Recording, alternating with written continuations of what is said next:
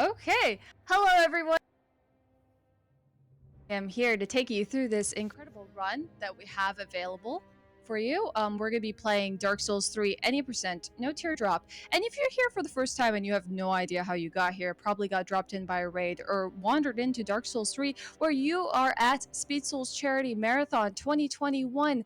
It is a Souls speedrun community event raising money for Save the Children for the 5th year. It has been an incredible event so far. We've had 4 days on and still 2 more to go. I'm about to hand it over to Horstz here, who's going to run Dark Souls 3 for you, any percent, no teardrop, joined along with 2 commentators. So if you want to take it away, introduce yourselves and count down, then feel free.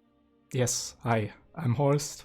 I ran this game in the past, now I'm washed up, and I guess you can go ahead. Hey, I'm John Di San Donato, and I also run currently this game, but I'm bad. I'm Spacey. I've run this game in the past. So we're going to go ahead and count us down, and then we'll get started. You ready, Horst? Yeah. And we can start in 3, 2, 1, go. Good luck. Thank you.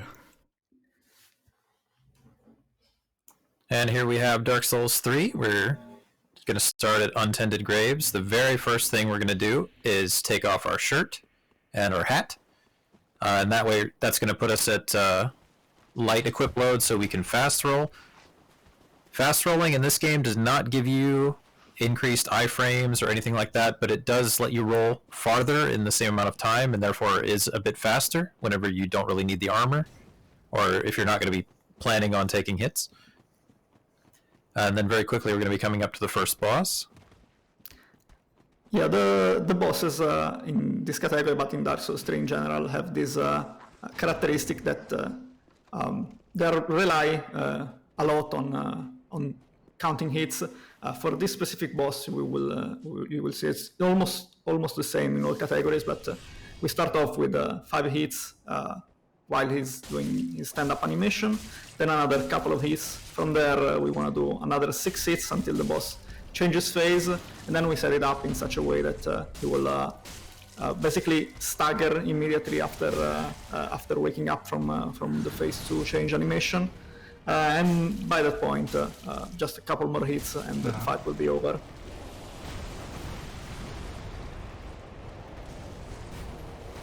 We're finishing the fight off with the black fire bombs, because they do a lot of damage, and we don't really need any other starting gift, so we can use that instead. Yeah, and we save them till second phase, because Gundyr takes extra damage from fire attacks once he enters second phase. That fight didn't quite go as intended, but normally you would stagger with a firebomb and then you get extra counter hit damage, which is basically counter hits are extra damage done during certain animations.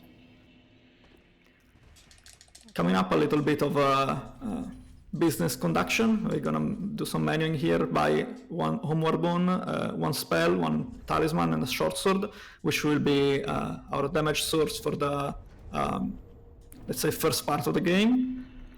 We also are gonna use the spell that we just bought for a couple of glitches that we will see later on. They are still available on this patch, on the patch 108, which is the one that we are using for this category. And you saw he already dropped the S stock there. He's not going to be using it anymore, unfortunately. Rip S stock. And getting rid of it from your inventory will actually save him some inputs later when he's upgrading weapons, because he doesn't have to scroll past it. Poor S-Stock already outclassed by this short sword here that you can just buy from the starting vendor for like 400 souls. Fails, man. We're gonna make the short sword a bit better with the item that we are picking up now, the gold pine resin. The resins in this game have the characteristic of adding a flat damage increase to your weapon. So given that we have this very, very weak weapon, that's gonna be very instrumental in allowing us to do a good amount of damage. on the bosses that we are going to use it on. For the rest, it's just a bit of pathing here. We see Horstz just pulled out his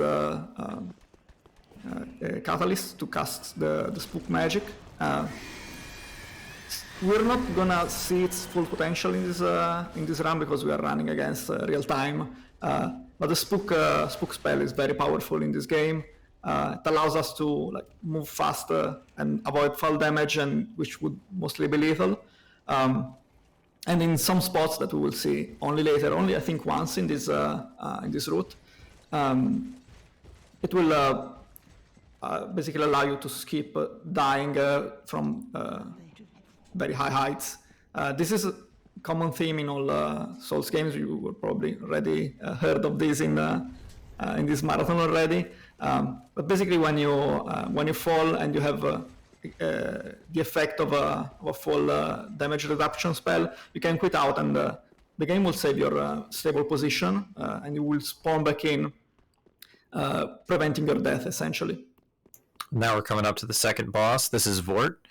He is weak to lightning as well, so we're going to get a lot of extra damage off this resin that we have here. And again, this is going to involve counting hits. We're going to try to get... he staggers in 15 hits, so we're going to try to time that stagger basically to cancel him out of his phase 2 transition. Which he'll still transition to phase 2, but we can skip the triple charge potentially. But depending on the pattern that he gets, he may choose not to do that because it is safer to finish him off by letting him go to phase 2. Yep, there's the stagger. It's kind of He bad. got one shot Got so there. far away. Yeah, maneuvering into phase 2 is actually very tricky. This boss seems easy, but it's far from it. There are very many complicated instances and way of maneuvering it, and it makes it a very interesting fight. We rested this bonfire to open immediately the door. We're gonna cast Spook again in order to go get an interesting item. They're the alluring skulls. So we're going to use these in a few places. They attract the attention of certain enemies, and that's going to let us run by enemies in certain places, or otherwise just cause them to kill themselves, actually, while we can set up for a skip later. Say hi to the final boss of the video games, which is the dogs. Dogs have this very interesting property in the game, since they are basically, when they're outside of your field of view, they are not being rendered every frame, and their velocity makes it so that they basically, sometimes you will you look at them and say, oh, the dogs are teleporting, haha, but in fact they're actually exactly doing that. They're really teleporting because of the way they are coded. Thank you, Miyazaki, as usual. Yeah, and I think this is a good time before we get to our first big skip of the run. We can get probably 2 donations in here. Okay, well, actually, let me do something else here. All right, okay. let me take You the can moment work to actually let you all know that if you choose to donate, you can type in !donate in chat. You can actually put your donations towards incentives. We have one that's coming up in a few hours, not too far. The Bloodborne BL4 all bosses race that's happening with no clipping. Last year, if you recall the BL4 race, we had a lot of shenanigans with a few donations coming in to make the run as hard as possible for the runners, including some memes in the DLC with things like the living failures, yeah. But the incentive is for no buff Ludwig, and currently we're at $792.22 of 1,500 of getting that met. So if you want to see the runners struggle at Ludwig, then do make sure to donate towards that. Always take a look at your incentives as you're making a donation. You can contribute it to them without any additional, obviously, donations. So look at those.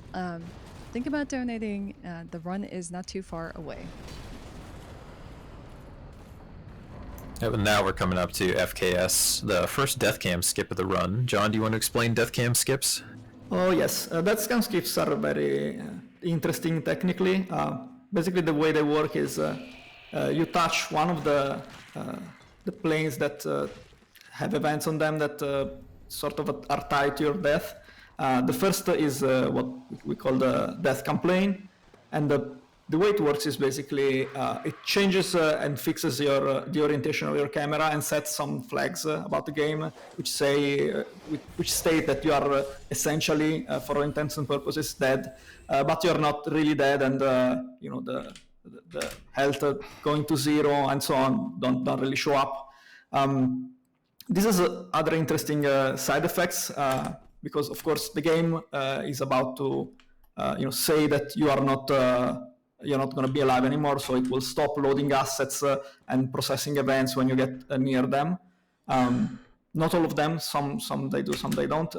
Most of them are set up in a way that is highly beneficial for us, because mobs stop spawning, doors stop spawning, but the door events keep going. So this will allow us, in this specific instance, will allow us to go past the shortcut in Farron Keep, which will make it so that we can get back to this area after going through Farron Keep. So we will just open the door, skip all the area, and go immediately after Watchers. Yeah, one other note about death cam skips as well is that because of the way it fixes the orientation of the camera, it changes your control scheme to something more like tank controls, basically, where left makes your character turn left from where they're facing, forward makes your character run in the direction that they're pointed, and then if you hit back, the character actually does kind of twitches a lot. It's very strange. But so basically the challenge of death cam skips, a lot of death cam skips are fairly difficult to activate because you have to fall in such a way that you trigger that plane, but you don't actually fall into like a kill box or something, or fall too far, and then you also have to navigate while in that weird death cam state without like walking off a cliff or something. Yeah, these skips have been very challenging for, I think, most runner, at least in the beginning. I know for me it was like back in the day when it was discovered, I spent so much time trying to learn it, and it was quite frustrating. And then Doll Skip was discovered, and we will see that in a bit, and that was almost the same, frustrating, difficult, but still interesting and fun. Yeah, now we're coming up, we got another boss that is actually a skip. Always joked that Watchers is my favorite puzzle boss. Just had to figure out how to enter the arena properly to beat the boss. Yeah, so basically the way that the upcoming skip works is we're going to save our stable position in such a way that it is inside of the boss arena, and then we're going to quit out. This way we are going to trigger the fight, but the game will think we are inside of the boss arena. What happens then when we spawn back in is that the boss model is active, is present, but the fight, since we are not going through the fog gate, the fight doesn't activate. So this means that we can like exercise of our R1 button to our leisure and get the fight done that way. So Horstz, now shaky hands. Don't worry, take it easy. I will just keep doing this until I'm happy. I don't care. Yeah, so this skip is pretty forgiving, but if you screw it up, you can't retry it, because you need to be able to enter the arena with the fog gate not there. So all that setup he was doing, again, that to reemphasize, that's just to put his foot in a specific position where the devs inadvertently have it marked as stable ground, where it will save your position when it's not supposed to.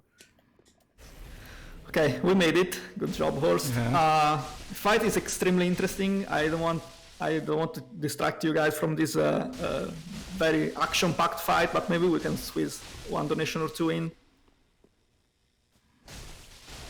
Sure thing. I can actually do that for you. So it seems that we have a love for two in this community, because I just got a donation for $22.22 from Peanut. Thank you, Peanut. That says Tyranitar. And he put that bid towards the Dark Souls Remastered PvP any percent, where we get to see Kata versus Dan in PvP if you want to see that happen. But yeah, do actually stay tuned, because I think in the next slot I have to read a donation, I'm going to open up a giveaway for an Elden Ring closed network test key. It's going to be an EU key, so stay tuned. I'll let you know when that's going to happen. Okay, so we're seeing the first dupe here. Dupe in this game, I mean this dupe, as far as we know, the only one for now, works that you can use an item, queue up an usage, not necessarily even use it, just queue up the fact that it was selected recently, then you can simply cast a spell and then furiously spam your use item button on another item, like in this case the Estus Flask. What happened there was Horstz queued up the Watcher Souls that he just got, then he dropped it on the ground, cast the Heal Aid spell, and then used the Estus Flask.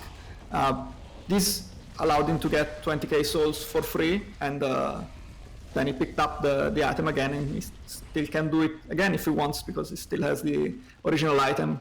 So how it's about a bit of theft of souls and dishonesty and all that, and this is how it works.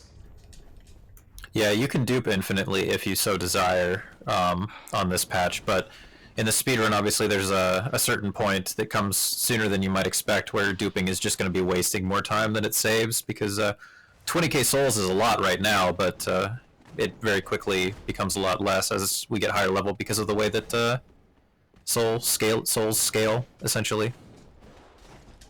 Yeah, we're doing a bit of very scary pathing here. These guys are not very forgiving. We picked up a large shard, which will be useful for leveling up our weapon in a bit, and then also the Grave Warden's Ashes that carry more shards to buy for us to buy. And coming up is for the next fight, before the big skip, the boss Volnir. Volnir is very interesting as well. It's not a fight that's where many things can happen. It's sort of like every phase has just a bunch of things that can happen, and there is let's say one phase for each of these bracelets. But the interesting thing is that, and especially with the way Horstz chose to do it, meaning with the charcoal pine bundles that he has equipped, as you can see, the execution is very tight and reasonably technical. So it's very interesting to see. He will start off without using the bundles, and will use the short sword +0, and it will require I want to say 9 hits. Then once the boss lays down his arm, he's gonna use the charcoal pine resin and do his second bracelet, then recharge his stamina in such a way that allows him to get close to the third bracelet before he pulls back, get enough hits in, then go for the kill. Very good. That was Very good fight. Yeah, so Walnir's second bracelet is actually not the hitbox for it actually isn't active initially after breaking the first bracelet, and so that's why Horstz waited during that period, and that's why he waited to pop the charcoal pine bundle until then, because if he had popped it earlier and attacked earlier, it actually wouldn't have saved him any hits anyway. Okay, coming up is a very fun and very interesting skip. We mentioned it before, Doll Skip. Nightmare of every no teardrop runner. It's a deck scam skip as well, but works kind of different. First of all, let's just abandon the regular game space and go out of bounds, and let's find a spot that would be suitable for us to do some shenanigans. The way this skip works is we still go through a death plane, but instead of like going out of it like we did with Fun Keep Skip, we iframe with a roll through it. And the way we can achieve this is like basically walking and jumping along a slope that will sort of force. Oh God. Good luck. Oh no. No. That was not quite the right direction. I was very far away, I noticed, but I didn't adjust it enough. I will give you some serious time once you get there. I will finish describing it in the meantime. So basically what we will do, and you will observe in just a bit, is we're going to run against the wall, sort of, how can I explain it? Going upwards in the slope, this will allow us to queue a second roll, which will coincidentally activate the iframes just as we are falling through the death plane. And this will still activate our death cam, but will not kill us, and we can spawn back into Smoldering Lake, which is the area below this, and we can make our way back up and go further. I will explain where once we get there. Yeah, rolling midair is still useful in this game when we can do it, but they went a lot farther out of their way to make sure that you can't roll in air as easily as you can in like DS1. Too early.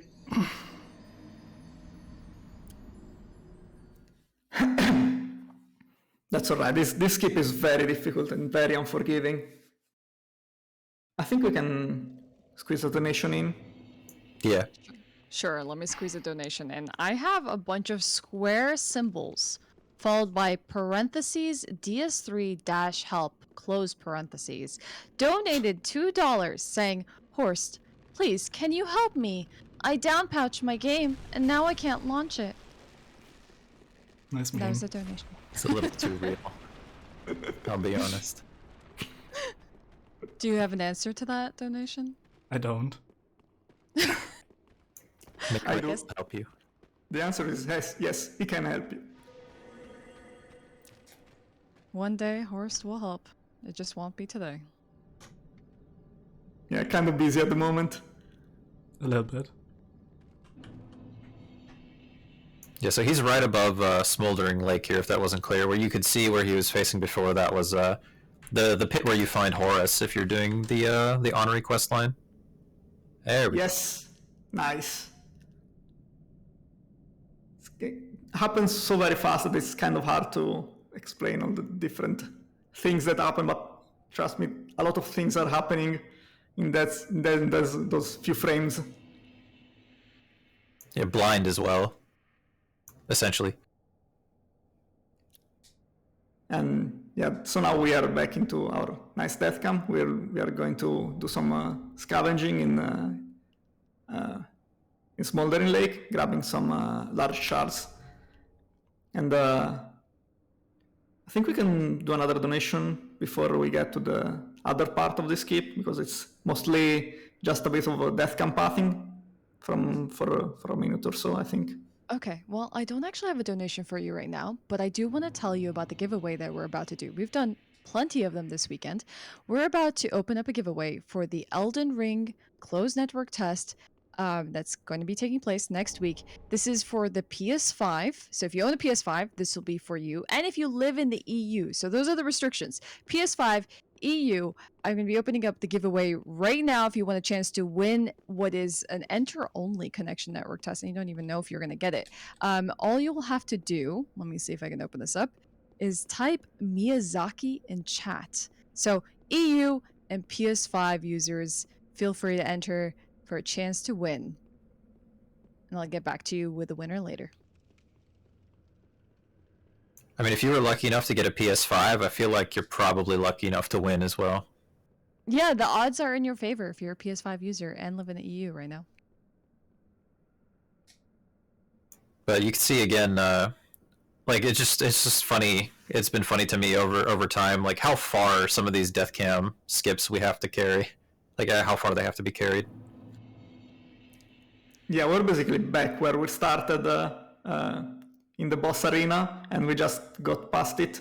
Like, what happens in this specific case is that what despawns is the wall that would require the small doll that you get from the deacons of the deep, which, I mean, it's a lot of time because you have to fight other two bosses. Yeah, so this is a lot of setup, but you're skipping a pretty sizable portion of the game. Like, it takes like 3 minutes just to run through Deacon's area, basically. But he has to be careful here because he could potentially wander off a cliff. Yeah, and besides, as you can see, that there's basically no visual reference anymore. You just have to trust your praxis and your instincts to know what you are doing, and even then, it's never guaranteed. So. Yeah, he just passed like the homeward bone, and then there was the the box for the entering Irithyll, so that's how he knows he's at the right spot now. Yeah, we made it. We are past. Okay, now I can calm down. Yes, good Just time. misses mostly. You're doing great, Horse. I'm trying. We do have another relatively smaller skip, although still a pretty meaningful skip here, which is Irithyll skip, but this one's not going to kill you, at least for failing it, so there is that. Yeah, definitely good news at this point. Yeah, we take it a bit for granted because we are probably everyone but glitchless runner is used to it, but it really skips a very huge part of the area. Basically, you just have only ever in speedruns meet the lake, the marshy area, which is downstairs, quote unquote, and just we don't do Irithyll. We don't like Irithyll. We just roll out of bounds. And then we get to take this very nice line straight to the bonfire and then onward to Yorm.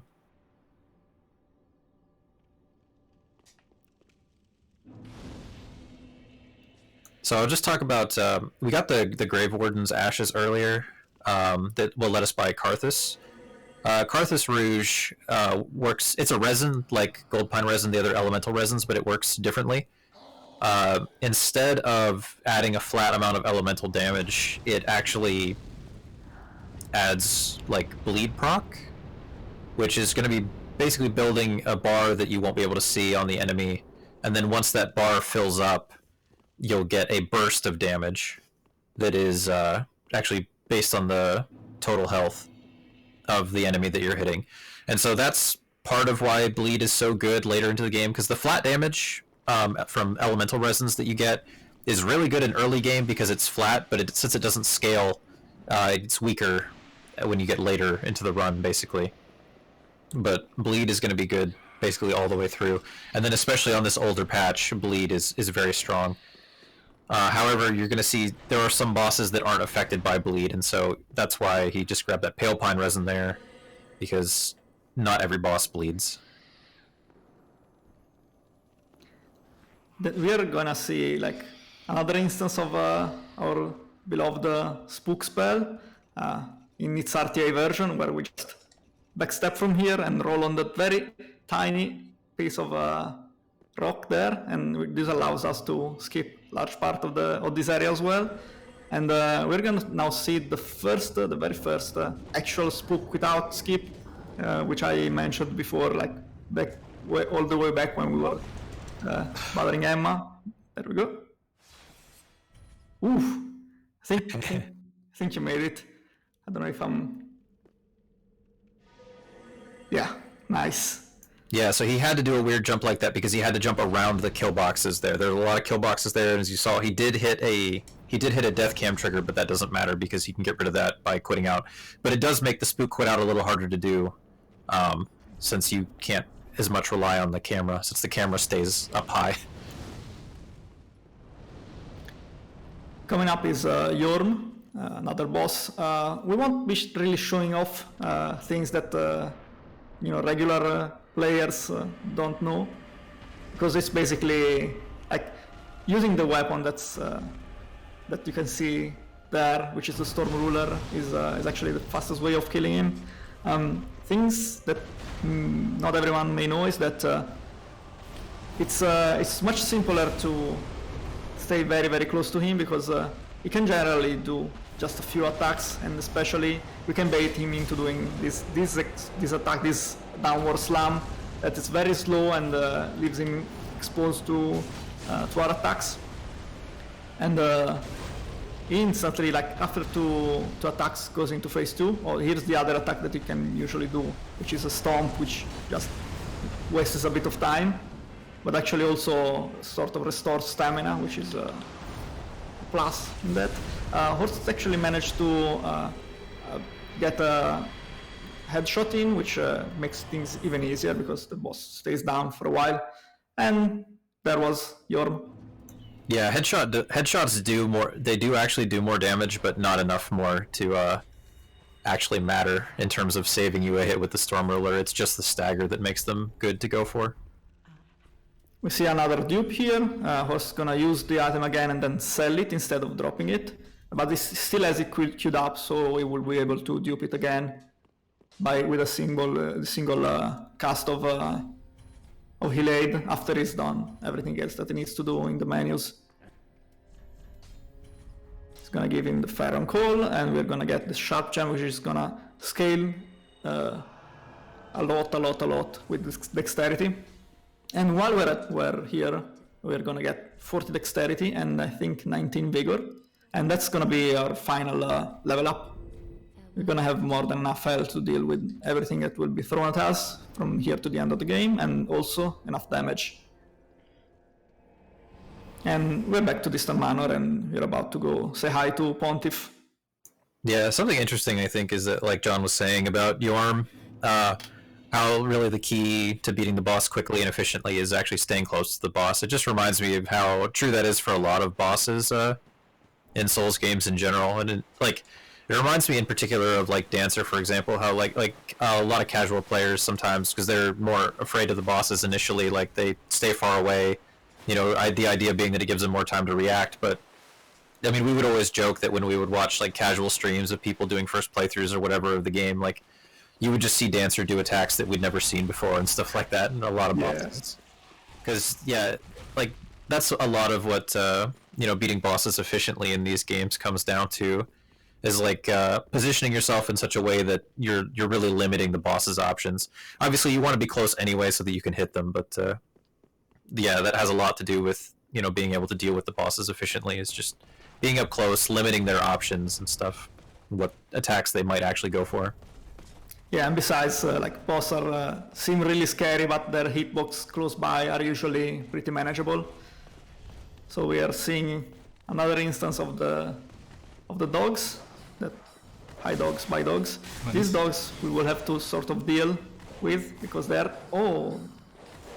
scary and they deal a lot of damage. Yeah, I was looking for the quit out there. Yeah. I think I messed up my pathing, and that's why the dog was able to jump me before I was able to dodge to the right. Yeah, like the pathing there is very, very, very precise. It's not easy to get it going perfectly every time. But we got Pontiff coming up next. You'll get to see the bleed, so you can, if you have a moment, you can watch the health bar and see when you get those bleed explosions. Pontiff is probably one of the more spectacular fights of the game, but also from a speedrunning point of view is probably one of the easiest because in basically every category is almost the same. It starts with a parry and a riposte, then another couple of hits, a parry, a riposte. I will wait for those to happen. Don't want to spoil anything. You don't want Pontiff to get wise. Don't tell him. Then we're just gonna throw a few more attacks in, wait for him to phase change, do his AoE attack. Then basically he's done for, because just a few hits, and basically cannot do anything about it. And the fight is over. Looks very good. Yeah, and there's some small things, there's some small things that aren't maybe strictly necessary to beat the boss with this kind of scripted kill, but I mean, the way he was switching very efficiently between the Grass Crest shield to get stamina back whenever he didn't need to be parrying, and then also the parry shield for a better parrying frames and stuff like that also is a little tiny detail of the fight that can actually save you some time. I think at this point we can do another donation because we are gonna walk for a bit. Okay, I got you. There's a lot of there's some love coming in for Horstz here. We have $20 from Bahala Ladeva. Hopefully I'm not saying that name wrong. Says, good luck from all of us in Mahesmati, Horstz. When is Burning 2018? Soon, maybe. I'm gonna guess that's a movie. Yes. From 2018. Yeah. Exactly. Wow. Can you imagine that? Well, thank you so much for the donation, Bahala Deva. That is really nice of you. And also, I see that the donation went towards the incentive of the Dark Souls Remastered PvP any % run. And I just kind of want to remind all of you that we do actually have an incentive that we would love to meet. Not the run after this, but the one after it. It's a Bloodborne BL4 all bosses race. And if it is met, we're about $608 away from that. Runners will have to do Ludwig without buffs. So we're really, really close. We would love to meet it. It is a challenge to do it without buffs. And if you do like to see your runners challenged, then feel free to make a donation. Make sure to put it toward that incentive. Thank you. Yeah, the next boss is Aldrich. A lot of casual players really hate this boss. Speedrunners sometimes too. Yes. The biggest thing about the fight to know is that you can manipulate where he spawns whenever he teleports, and so that's going to be one of the key things that Horstz is going to be paying attention to. Yeah, the fight is like the first part of the fight is interesting in my opinion, because you basically get to manipulate him to a degree, like by just your positioning and your stamina management alone. If you do the same stamina management alone, he will be able to only choose out of a set of attacks. So you basically know there are, I don't know, I think 3 attacks possible that he can do at the start of the fight with the correct stamina management. And one of these is a bit worse, is a narrow attack, and the others usually allow you to get many hits in and basically almost immediately get to phase 2. He's gonna run like up until this part in the ground, and he's gonna walk a bit, and then he's gonna do the bad attack. Thank you, Aldrich. Another nice thing about Aldrich is that his different parts of the body take different amount of damage, and like the closer he is to his Gwendolyn body, the more damage he takes. So we're gonna wanna hit him in specifically the part, see how much damage bleed deals. Basically. Yeah. Well, you see how Horstz was kind of slow walking after he teleported there? That's because Aldrich will try to spawn the opposite side of the room from you. So he slow walked there until he knew Aldrich had already picked his spawn point, and then he started sprinting. So it takes some time to get the feel for it, but that's how you can always make sure that you can get close to Aldrich as soon as he comes back up. Okay, that was complete garbage, but I mean, the boss doesn't exactly help. And we're into another fight right away here. Yeah, it's the Dancer of the Boreal Valley that we were talking about. Dancer has very weird and counterintuitive hitboxes. I personally like this fight a lot. Horstz is gonna use a Green Blossom for extra stamina regen, and you're gonna start the fight. Like, phase 1 is not particularly bad. I mean, you can strafe most of the attacks, especially like this one that at the beginning is very scary to strafe, but it's very also nice to see it done, because it looks good. Then we enter in the phase change, which is this repeated spinning, which look absolutely terrifying to strafe, but they're actually pretty easy to strafe once you get the hang of it.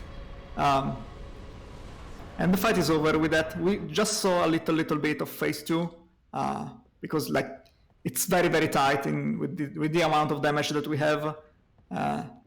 In other categories or in other routes, you can basically never see phase 2, because by the time the spin is over, Dancer is already dead, and you don't really need to do much. But the damage is pretty tight. Yeah, her spin hitbox is basically like a 180 degree kind of cone shape in front of her. I guess it's not technically a cone if it's 180 degrees, but it's basically just in front of her. So if you're behind her, you can just sit there and wail on her. But the thing, as John was alluding to, is that in this category, because of the way the damage and the staggers work out, you don't actually want to just wail on her the whole time that she's spinning, because you'll stagger her out of it early, and then you'll be out of stamina, and then she gets to attack you, and then you might get comboed to death. So what Horstz did there instead was he did one hit, and then he waited because he knew she was about to stagger on the next hit. She staggers every 8 hits. And then he regen his stamina to full or close to full as he could, and then he hit her to stagger her, and then he had enough stamina left to kill her just missed a hit there with, again, like John was talking about the weird hitboxes. Sometimes it feels like it's like her feet hitboxes extend like more towards you, and sometimes they like block you from getting close enough to hit her upper body hitbox with your blades. It's very strange. That's kind of what it feels like sometimes. Yeah, definitely. Like it looks like what you're seeing with your eyes doesn't match where the hitbox are. And we're coming up to Dragon Slayer armor next. I really like this fight. One of my favorites, casually actually, on first playthrough. There's kind of what we call a scripted cycle that you can go for. It's not 100%, but basically there's a sequence of attacks you can try to get where he'll back slam, like he'll do like a backward shield slam, which lets you strafe to the side and get 3 hits in, and then also try to bait his backswing, which will let you get more hits in, which will bring him to his first phase transition. And then you avoid his phase transition attack, and then you can kind of do that loop again until you stagger him. So we'll see if he gets it here. Yep, there's the shield slam. That's what. Nice. Not the backswing, but this is a perfectly good attack too. Yeah, very slow, very easy to avoid. And then there's the phase change. It's not actually a stagger, it's just a phase change. The real stagger will come in a couple of hits. Unfortunate position on these stairs makes it very hard to do strafing, but Horstz is pulling it off very, very well. Backswing, yeah, that was the backswing that you want to get after the shield slam there. That was really good. I kind of forgot to do R1s there, but whatever. I mean, you showed off all the attacks that are noteworthy. At least that's good. Yeah, was very, very well executed in my opinion. Yeah, we'll talk very briefly about, since John touched on the difference between like a phase transition and a real stagger, or what we would consider a real stagger. Staggers, as we call them, are triggered by poise damage, which is determined by the type of attack and the type of weapon that you're using. So it has nothing to do with your actual damage or your upgrade level. So things like that are consistent at a consistent number of hits as long as you're using the same weapon. Doesn't matter how upgraded your weapon is. Sometimes people confuse that. But DSA's first apparent stagger there is actually a phase transition that is triggered by health damage, and that's kind of the difference. We're going now through a very, very scary part of the late game. It's archives. We fortunately have more than enough health, but still scary because like this part right here, where there is a crystal sage, there's these candle guys. Everyone's out for you, and luckily we got very, very nice RNG there. Let's call it. I mean, this part is actually quite doable with pretty good consistency and correct stamina management, but it still never gets not scary. It's just it's a very punishing segment. Even with a lot of health, you can get easily stun locked if you get hit by one thing. Or like you saw where Horstz stopped to regen, or slowed down to regen stamina near a crystal sage. If you take too long regenning stamina there, Sage will pull out his sword and hit you, for example, and then probably get stun locked into oblivion. So like just a lot of little things like that. You need to regen stamina in some places, but you need to know where it's safe and for how long. Coming up is the Gargoyle. Gargoyle is just gonna make us company for a little bit. He chose by Gargoyle. Yeah, it chose life today. Sometimes it just decides I will let you go, and it throws himself into the oblivion. Coming up is another meme squad composed of a caster and a guy with a very, very big axe. And we don't really want to be anywhere near them, but we need to pass through, so we will kindly ask if we can go by. Okay, they will allow us to go. We will take this shortcut. And coming up is the princess fight. Gonna traverse this very last segment, which looks scary because there are a lot of enemies, but you just run in a straight line. Try to manage your stamina, and nobody's gonna ever hit you, almost. I mean, maybe these guys can get a bit close with their spears, and then these guys can sort of run for you, but yeah, that's probably the worst attack that the Great Sword guy could have done, but a roll is usually enough to deal with it. That's definitely the noob catcher, though, because it's so delayed, and it does much damage. Also, I just note briefly that he is at 1 Estus left, and that's another thing that people don't think about sometimes when they're watching these runs, but you're doing very long segments with very limited Estus. Yeah, I mean, on one hand, it's also like not advisable to heal at all during fights, even though it's counterintuitive, because like the time it takes it distracts you from the strategy is probably gonna be counterproductive. I learned this to my expense. This whole fight is basically based on staying on the boss's heels and hitting him. He's gonna do mostly very strafable attacks. Sometimes he's gonna try and teleport. We won't allow that though. And this is phase 2. In phase 2, another friend joins the party. And we're just gonna repeat the same strategy of hitting from the back. We have to roll sometimes, although like one would not want to, because most of the attacks are strafable, so one defaults to strafing. Yeah, he has one fast swing, he has one fast backhand that never hits you, and one fast backhand that will always hit you if you don't roll, so that takes a lot of time to learn. It was a very clean fight, well executed, and we're basically coming up on the end of our rounds. This was our second to last boss. Yeah, and we're gonna give Horstz quiet time to let him count when he's actually doing the fight, so we're gonna explain the basic mechanics of the fight beforehand. Essentially, Cinder, it's the same thing where we're counting hits, trying to figure out when he's going to stagger and use that to our advantage. But the difference is that Cinder's the way his poise works is different than nice animation cancel again. But the way his poise works is he actually takes different amounts of poise damage when you hit him, just depending on what animation he's in. So certain animations he'll take 50% more poise damage, essentially. And so that makes counting the stagger harder and compensating for it, because he might stagger in technically 5.5 hits. He could hypothetically stagger in 8, although 8 is very unlikely to happen practically. But so he's going to need to be on top of that. And then based on where he knows the boss's staggers at, he can choose whether or how many times he wants to hit the boss when it's down and when he's not taking poise damage, and try to use that to set it up so that he gets a stagger at the very beginning of phase 2 to cancel him out of the combo. So let's watch.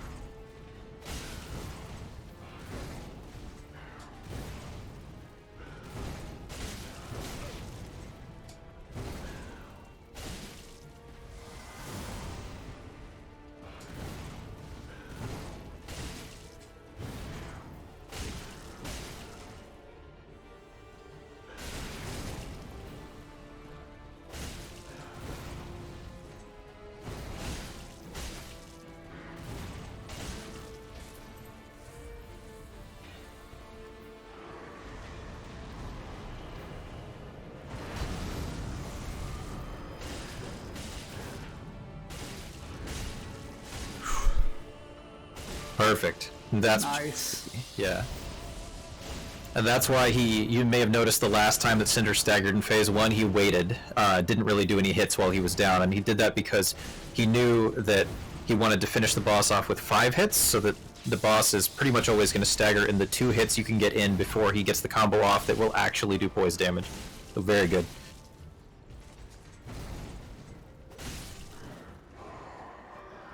And that's it.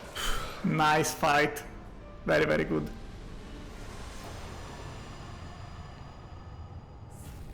Yeah, we're just waiting for the bonfire to pop up, and there we go.